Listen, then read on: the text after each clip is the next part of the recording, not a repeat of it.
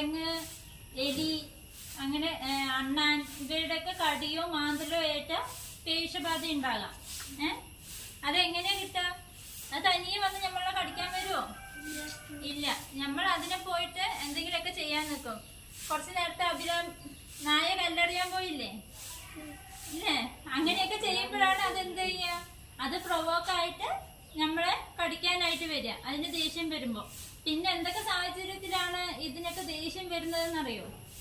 പെട്ടെന്ന് അത് നമ്മളെ കടിക്കാനുള്ള ചാൻസ് കൂടുതലുള്ള സമയം. ഇപ്പൊ പ്രസവിച്ച് കിടക്കുന്ന നായകളായിക്കോട്ടെ പൂച്ചകളായിക്കോട്ടെ, അതിന്റെ കുട്ടികളിനെ ഇത് സംരക്ഷിക്കുന്ന സമയമാണ്. അപ്പൊ ആ സമയത്ത് നമ്മൾ അതിന്റെ അടുത്ത് പോയി എന്ത് ചെയ്യും? അതിന് ദേഷ്യം വരും, കടിക്കാൻ വരും.